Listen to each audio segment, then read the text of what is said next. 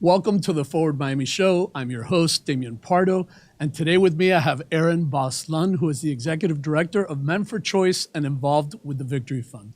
Welcome, Aaron. Thanks so much, Damian. Great to be here. I wanted to start the show, before we get into Men for Choice and Victory Fund, a little bit about you, because you're a young activist, you started young, and I want you to tell us a little bit about your story, what led you to activism and to kind of take on these social issues. Yeah, it's a great question. Well, I moved here to Miami in 2012. I came here right after college, and I was in a program called Teach for America. And Teach for America sort of identifies college students who have shown leadership and a concern with the bigger picture. You teach for at least 2 years in a low-income school. So I ended up teaching 4 years here in the Miami-Dade County Public Schools. But what led to that at a more immediate level, and I think part of what just the idea of you have a responsibility to the community, where a lot of that came from for me, was that my grandpap, my dad's dad, was one of 17 kids from a coal mining community in Harlan County, Kentucky. He was originally a ninth grade dropout, grew up in the Great Depression, knew he didn't want to work in the coal mines because he'd seen his older brother have an accident in the mines. And it was one of those things where he ended up, there weren't good hospitals in Harlan County, and so he was sort of taken into the kitchen after the skin had been scraped from his back. And my grandpa was a little kid, you know, like you sort of are looking in the kitchen, you're not supposed to. It was like that, but he remembers seeing the skin scraped off his back. And he said he was never going to work in the mines, but there wasn't anything else to do. So I ended up, after selling watermelon on the side of the road for a few years, joining the military at age 17, 1945, end of World War II, served 8 years in the military, and during that time got his GED, and one of his officers told him he was smart and should go to college on the GI Bill, which at the time the government was going to fund college education for veterans. And he ended up going to college, became a high school teacher because he liked the idea of giving back, and then later on got an advanced degree and became a college professor. And so growing up, I only knew him as a retired college professor. He had his like Navy tattoos and so on, but he was like an old guy who was retired. And it wasn't until I got a little older that it sort of occurred to me that like he was one of 17 and he was the only one in his family who got that opportunity. And then as I went through college, I started to realize he was fortunate to go to college on the GI Bill, but that same bill for Black and Hispanic people who'd served in the war wasn't available to Black and Hispanic veterans in the same way. So I started thinking about what separates my life from how it could have been if Grandpa never got that opportunity or if he'd been Black or Hispanic. How was it different for Black or Hispanic? They just couldn't qualify? Or? There was qualification problems, and there were a variety of, the 19, I mean, I could go on for this for a while. I used to be a history teacher on this stuff, but in the 1930s and 40s, a lot of the New Deal programs that helped people become middle class, gave opportunities to people. There were sort of political compromises that sort of blocked Black people in particular from being able to access those benefits. But Grandpap was able to, and that was sort of on my mind as I approached the end of college. He died the summer of 2011. And I had won this scholarship to go to South Africa. And I just had this moment where I was like, here I am. The year is 2011. If you told Grandpap when he was a little kid in the 1920s, 1930s, you're going to live this full life, you're going to go to college, you're going to see the rise and fall of communism, Hitler's going to lose the war at a more immediate level, and your grandson's going to be able to do things like go to South Africa and learn about the world. And then 2 weeks later, I got an email from Teach for America, and I just like sort of contribute to the lives of kids who are current versions of Grandpap who haven't had that chance yet. That's kind of where it started, and that brought me to Miami, and one thing sort of led to another since. And what was your kind of learning or takeaway from that teaching in that rotation? Which school was it? So I was at Homestead Senior High School from 2012 to 2016. So I was with the class. The original freshmen who were there in my first year were seniors by my last year, so we all kind of left together. I think my biggest takeaway, there were a couple things. For one, it made Miami home for me. So, I mean, I came in at age, I was 23. And so I was 23, and I came in, and those 4 years took Miami from a place I'd never heard about. I vaguely knew it was hot and that Cubans were here. I'd heard Pitbull songs. I really knew very little about Miami. And 4 years later, this was the place that had become home. So there was that. And then the belief in the vibrancy of this community. That I grew up in central Pennsylvania, and, you hear about I mean, it's now sort of been known because of the Donald Trump election and so on, but like as a kid in the 90s, I remember hearing about the days when the mill was opened and how things were better. And the thing about South Florida is no one talks about the days of the mill 60 years ago because there was no mill and there was barely any 60 years ago, right? We only look forward. And so there's something about that spoke to me. And I think the last part, and this is what has shaped some of my career choices since, is that after 4 years as a teacher, I started to think, okay, I can do what I can in this classroom. What about the next classroom? What about the next school? What about the next neighborhood, right? And so it takes, I think two things are true at the same time. Like the individual actions of people, whether teachers or activists or whatever, in some ways is the most important thing. And on the other hand, is not enough at all. It takes all of us. A village. Yeah. It takes, No, that's interesting. I wonder, have you experienced that in other parts? Like now as you're working with Men for Choice? Yeah. That it takes a village kind of... I think so. I mean, I think, and an interesting, at Men for Choice, one of the main things the goal is to educate, activate, and mobilize pro-choice men to step up as allies and partners. And one of the program that I've helped run up to this point is a youth fellowship for 18 to 25-year-olds. And so what's interesting about it, I was originally hired into a part-time role with the national expansion in like 2000, actually it was 2020. Good timing, right? Yeah, really.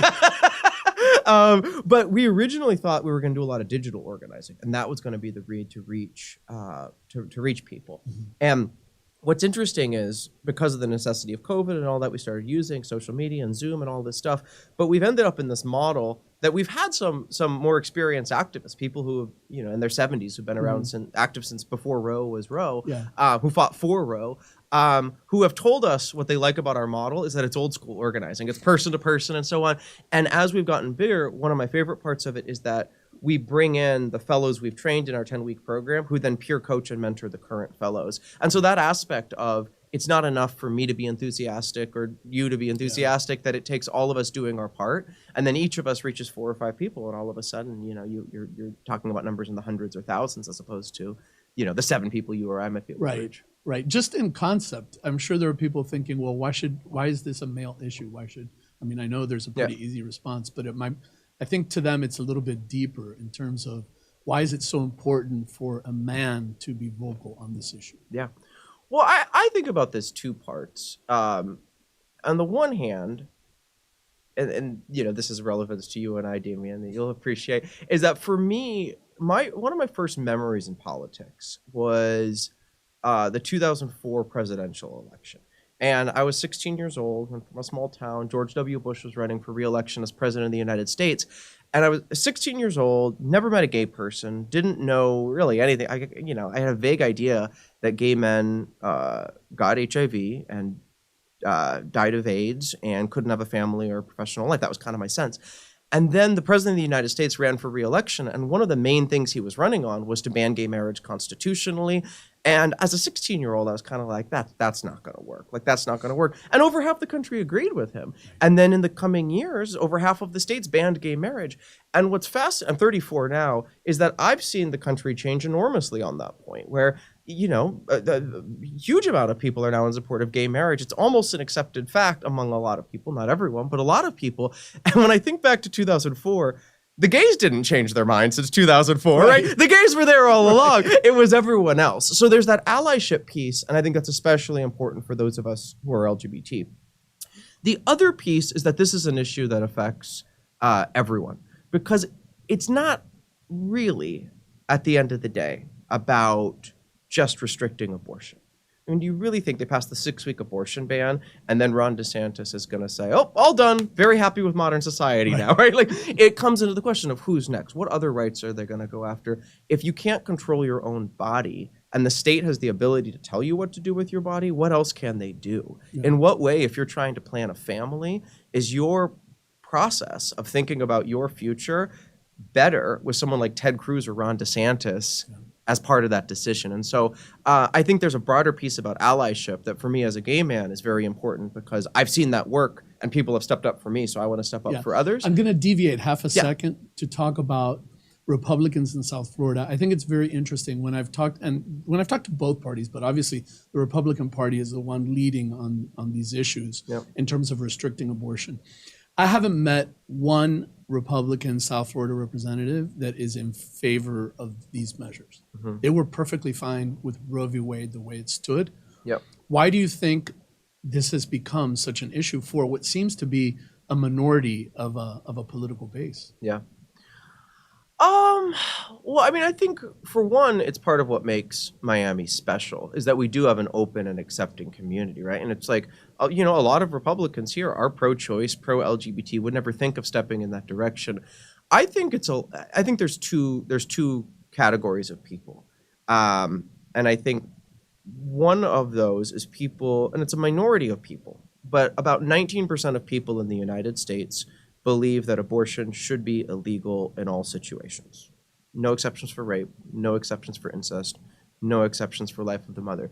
That means 81% don't believe that. But the 19% who believe that is a central animating force in their lives, and they're very outspoken. And so you do have a very strong, highly motivated minority. And then, unfortunately, you have a lot more people who go along either because they're passive or because they want to cynically exploit that for political power. And I think you have a lot, and I've heard about this from people who just voted for the abortion ban in Tallahassee, who voted for the abortion ban because they were told they had to, because that's what the party was doing, and then went and cried in their office after and couldn't believe what they'd done. And there's a separate conversation about courage and lack of courage and so on. But the fact that these measures are being passed that are way out of step with what Republicans want, independents want, and Democrats want, I think, unfortunately, that highly motivated minority it's the tail wagging the dog. Yeah. I mean, I can't stand when we label people and think of them as little bubbles. So the idea that a man wouldn't care about this issue is foreign to me, because it has a ripple effect on everything. Yeah. And whether you have a mother or a daughter or whatever is in your life, you are incredibly affected by the issue. Whether it's healthcare costs, whether it's healthcare system, whether you're a physician and you're being told the way you can practice or not practice, whether you're a nurse, whether just the entire system. What if I could just interject there? I was talking to my grandma yesterday. We had a good conversation, and she made a point that I hadn't even realized until yesterday, because she's a breast cancer survivor, and she was saying that the way a lot of these laws are written, it's written in a way that if a woman who has cancer has a medical complication and requires abortion, that she can't be provided treatment for her cancer.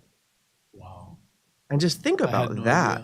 And she made a point, and I hope this doesn't come to pass, but there's a lot of signs it might, that OBGYNs are going to leave places like the state of Florida because they can't practice best medical care for fear of being sued. And that's a terrifying world that I don't think any of us want to live in.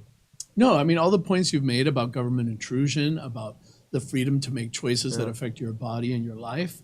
I think originally the intention for a lot of the push toward restriction on abortion was the concern that some women would just view it as a reproductive limitation or a way to deal with reproductive choices. Yeah. That it would just be more routine or easier for women to. I don't think they realize how traumatic, that experience is. And people weren't objecting to reasonable restrictions to make sure that people had the education necessary, understood the medical consequences, understood the procedure they were going through. That was never an issue. So I feel like this is yet another issue that's been created. Yeah. There wasn't anything there that felt to people like this is broken and we need to fix it. Yeah. Well, no, that's exactly right. And our co-executive director at Men for Choice is a long time, she was a co-founder of the Women's March from Chicago and really comes out of the reproductive freedom world. And she made a point one time that stuck with me. And she's like, it's not as if, the way that sometimes talk about this, we need to pass this restriction. She's like, as if you don't do this, there's suddenly going to be some abortion bonanza. Like, she's like, that's not how this works, right? Like, it's again, I think it's as a teacher, I used to teach the book Lord of the Flies. And one of my favorite parts of that book is the fear of the beast in the woods. And it's like they freak out and they form this whole society on the beast in the woods. And there is no beast in the woods. And I feel like a lot of these times when it comes to abortion bans, attacks on LGBT people, attacks on drag queens, all of these things, they're hunting the beast in the woods and there is no beast. Yeah, no, there is no beast. That's part of the manipulation, I think, that goes into it. How about with, I want to talk a little bit also about Victory Fund and your work there. So Victory Fund is the largest organization in the country exclusively focused on electing LGBT people to public office. So we endorsed 416 candidates in the last cycle. I'm on the campaign board, which is sort of the eyes and ears to the ground, and we oversee the endorsement and the fundraising for our endorsed candidates. But what we do is we identify, support, recruit, train LGBT people to step up and run for office. Started in 1991 when there were no LGBT people in public office. I think there were 3 dozen at the time, and that's down to dog catcher, right? I think I went through one of the original. Yeah, I was like, Damian, you probably knew a statistically significant amount of the original people, because they're just, there weren't people as brave as you were in the 80s and 90s. There weren't a lot, but it was scary. I mean, I remember when I yeah. did the first training, I'm like, I will never run for office. Yeah, because it was the way they portrayed everything. It was like you have to do all these things and you have to have all these things right, and very few people can qualify under that environment. And what you just said, and it was harder in an earlier time, but there still is that emotional piece of, will I be targeted? Am I setting my family up? Especially now, the sort of, it's become reflexive, the governor's press secretary to call gay people child molesters and all of those sorts of things. Pedophiles, right? All of those things, which again, everything old is new again. That's being rehashed from the 70s. Well, it is, and that's actually very scary because I lived that time period. So I saw that, and virtually that's why Anita Bryant's campaign was called Save the Children. Yeah. So it was this idea that you had to save your kids from LGBTQ people. Well, and you and I have talked about this before, Damian, but when I was sponsoring a Gay Straight Alliance as a high school teacher in Miami-Dade County Public Schools, first of all, I was 1 year out at that point. I barely knew how to be out, let alone sponsor a Gay Straight Alliance, right? And coming in, especially at Homestead Senior High, 96% of the students were Black or Hispanic. And so I came in and I was like, I'm not from Miami. I am white and only 4% of the students are. So I have a duty to listen and learn and earn my place in the community. So I moved down to Homestead and that whole thing. So by year 2, I had a couple students ask me if I would sponsor a Gay Straight Alliance. And I was like, the thought I had was like, oh my God. I was like, I wasn't out in the school. I was like, I do not want to touch this hot potato, Right. And I the reason I said yes, I didn't want to, but the reason I said yes was that I didn't want to out of fear, the same fear you're describing. Of course. Was that they had asked, they were in 10th grade, and they asked in 8th grade, can we have a Gay Straight Alliance? And they were told no. And then in 9th grade, they asked again if they could have a Gay Straight Alliance. They were told no. And now in 10th grade, I was the third year in a row they were asking. And so I went home that night and I thought to myself, gosh, I really don't want to associate myself with something gay. What's that even going to mean? Will I be effective? Will I damage my credibility in the community? I'm here to be a teacher, not a gay teacher. But at the same time, more important than any of those things was I'm not going to be another teacher who says no. And I thought back to being a gay kid in a rural environment, and I thought to myself, any amount of discomfort I feel, A, is not even the level of discomfort I used to feel, right. And B, not what and it never was what they're experiencing now. And so I went to the school, and I said yes, and with the help of SAVE and some other groups, I told the students that I'd sponsor it, but that I needed it to be like a student-led group. And so we had our first meeting, those two, and then a third student got involved. We expected 6 to 12 students to come to the first meeting. I insisted on it being student-led. That was very important to me. It's it's their thing. And 59 students and 12 teachers came to the first meeting. And that was when I then reached out to SAVE in these groups. I just started sending all these blind emails. And I was like, I'm a gay teacher. My gay students didn't realize the level of need.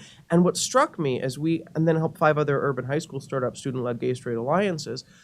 And it's crazy to me that we're now back where we were, because in the back of my head was, this is so powerful. And boyfriend-girlfriend couples would come to the Gay Straight Alliance because they were against bullying. A straight member of the football team became a co-president of the group with this very flamboyant kid as a message of acceptance. And he was the son of a minister, and he would talk about how, to him, this was part of his, this Christian way of living. And it was incredible to see these, That's very powerful. There was a moment. It was really when I realized how powerful this group was to kids.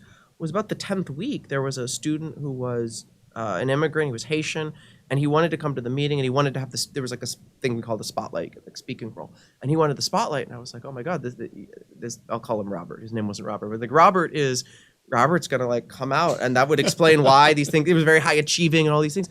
And he goes up in front of the group, and he starts telling his story, and it was all about how he He came from Haiti, and he missed his mom, and he hadn't seen his mom since he was 6. He's now a sophomore, junior in high school at the time. And I'm waiting for the gay part. And I'm like, okay, like, where's the gay part? Gets to the end, nothing LGBT. And a couple kids go up and hug him. And the moment that hit me was, like, this is now the group that the straight Haitian student who wants to talk about loneliness and feelings of being an immigrant and adjusting, he comes, and then every other kid in that room sees how their thing connects to that. This is a great point. So why call it Gay Straight Alliance? Well, we used to joke it's called the Gay Straight Alliance specifically to make it accessible to. It's not a gay alliance, right? And it's interesting because to the point about Anita Bryant, I used to think to myself how wild it was that here we were doing this work in the exact schools where Anita Bryant wanted people like me to get fired and kids like them to go back in the closet. I say that because the word gay is the controversial piece. Uh-huh. So what if it, and I don't think people realize that without that word in it, people won't feel that they're welcome. Yeah. For them, because they're not welcome in most other places. Even though they are, like you just talked about the beast in the woods in Lord of the Flies, it's in our heads. Yeah. You know, like people come out sometimes to someone and they say, well, you know, they take months and finally they sit them at the table. I need you to know that I'm gay. And they're all like, seriously? We all know. Like, you know, in my day, with your Farrah Fawcett poster, you know, come on. Britney Spears in mine, yeah. Exactly, like, hello, you know. But I think the general population doesn't realize that for LGBTQ folks, unless they get a signal like this is okay, and the way we try to do that is a big, because Gay Ocho is called Gay Ocho for that reason. It's a diversity and inclusion festival. It's for everyone, specifically bringing in marginalized communities. But if that word weren't there, and it's an intersectional word, people wouldn't feel welcome. So I think it's important. No, I think so. And you know what I found, and I was shocked by this, was just how much power there is in that word, because regardless, the idea of the Don't Say Gay bill, like if you suddenly think, I mean, first of all, no one who's ever banned a word or banned a book has ever succeeded in that, right? That never works. Right. And especially now with the internet, kids know about this, and kids start absorbing messages about what it means to be gay when they see things about, you know, and they hear things, and every single kid is hearing people be called a fag and all of that kind of stuff. That is happening whether or not there's a group that sends a positive message. And what I found was so powerful was that just by using that word gay and saying we accept this, it became a proxy for we accept all people. Right. And that's where we get that's what most people don't realize. That's what that means. I didn't realize that. Right. Yeah. It's a symbol of acceptance. I only realized it because of my work. Yeah. It becomes a symbol of acceptance for all. Well, and let me tell you this, Damian. It was a funny thing because I had decided I'm not going to be out as a teacher because I thought my thought was it's going to make kids uncomfortable, and that's A, like I don't want to damage my credibility in the community, B, I'm here to be a teacher, not a gay teacher, and C, like it's not, even if the kids have a reaction to me, like I shouldn't be making a kid feel uncomfortable, so I'm going to just not touch that, you know? And then after sponsoring the Gay Straight Alliance, I was in this quandary because it's like the kids were being so brave and so outspoken, and I'm kind of not. And I'm like, it's not about me, but also I should be modeling the behavior that they're like wanting and all these things. And when I eventually did come out to my class, I remember it was totally eye-opening to me because I asked, and basically I asked if anyone had questions, and like every room shot, you know, every hand in the room just shot up. And I remember I called on a couple kids, and then I said, after answering these questions, I said, you know, it seemed like you guys have a lot of questions. And I was shocked because like I didn't know how they'd respond. And I was like, is this something that you guys like speculated that I was gay or like thought about this or whatever? And then someone says, and this completely changed how I thought about this. He goes, this one boy, Marquise, he goes, oh, we thought you might be gay, but we thought you didn't respect us enough to tell us. Wow. And I was like, I had this completely wrong, which has been devastating as Don't Say Gay has passed. Because by the way, you know, that kind of conversation, you have, it takes a couple minutes. And by and large, what I was doing with them was talking about history and all of these things, right? But like the idea that you can somehow just eliminate this, what you're not doing is taking it away. You're sending a message that it's shameful and wrong, and every single kid is picking up that message. Correct. And I wish they would have focused also on the teachers because now teachers are liable. They Yeah. can be sued with damages. Yeah. That was never, part of the discussion. I think the general public doesn't really understand that, Mhm. or what it's done to the teacher-student relationship. Yeah. The damage that, not just Yeah. on the issue of gay, because as we just Yeah. described, it's become a word that means acceptance. Yep. So it's kind of like sending the signal, we're not accepting. Yeah. Well, and I found the main effect that being honest with students who already figured it out, right? I was just being honest and acknowledging what they knew, is that they felt like I had skin in the game, Mhm. and they felt like they could trust me. And the amount of kids after that who would come up, I mean, even coming to the Gay Straight Alliance with things that had nothing to do with being gay, but it was, if we respect gay people, that's a signal of how we treat people in general. And the amount of kids who then would come and they'd want to talk about this or that or come to advice. And that's what schools should be. That like, again, it takes a village point. I might not be the right access point for all things for all kids, and that's fine. But to a certain amount, I am. And so I need to be presenting myself in a way that makes myself accessible. And so do all the other teachers with their things, right? Someone who can speak to immigration experiences or this or that or the other, or they're really into University of Georgia and that person went to University of Georgia, or whatever it is that we all should be modeling in our lives what it means to share of who we are and connect that to what they want to do. And when you have the power of the state, the crushing power of the state bearing down on that student-teacher relationship, at best, you're going to wither school culture. And at worst, and we're seeing this too, you're going to see a lot of teachers quit and a lot of students check out. You're going to see kids hurt themselves. I think you're hard-pressed to find an example of the power of the state being used to crush certain groups that ends well. Yeah. Good point. I want to make another point ancillary to that. And that's that, a lot of us know that this agenda, if you want to call it that, is part of a national campaign for the governor. And it's really an appeal for this very kind of far right base, very far right. It's not the majority, and what's sad about that is while that might help his ambitions or his opportunity to become president, it has done all this damage. My biggest concern is the damage to the kids, because I put myself in their place, and if I'm 13, 14, 15, and or younger, even listening to these kinds of messages in the media and the polarized politics around it, I really believe that there's a group of people that hate me. And I really believe that I'm a target. And to go through life with that on your back, for some people who might already be very fragile, that might be the last straw in terms of checking out, and not just from a school. It's and I don't want that to happen. Like, if there's a message to give kids out there, it's like, listen, this isn't Anita Bryant. This isn't 1970 or 1980. Right. We have every legal protection that we won. We have gay marriage. We have all these benefits. The world has changed. The world is not going back. We have an ambitious governor with an agenda that will be reversed at some point or another. And that's it. Check in, do your work, be active, stay alert, and help make sure that you have a good life. No, I mean, it's really powerfully put. I mean, and I spoke to a LGBT youth group, and something that I said that comes to mind from what you were just contributing is that they're not going after LGBT kids because they're weak. They're going after LGBT community because it's strong, and they think they see what. And we really want to sort of make this a little bit circle of lifey Lion King, right? Like what Damian did, and then what I'm doing, now in my 30s, and then you look at teenagers who are earlier than we were, taking self-possession. I was 21 when I came out, and by the time I was a high school teacher, kids were coming out 14, 15, and that ability to feel strong in who you are, that's what they're afraid of, because they see how much progress we've made at creating a society where everyone has an equal chance to succeed. And for some people, and again, it's a minority. It's not the majority of people. It's a very energized minority who are uncomfortable with that.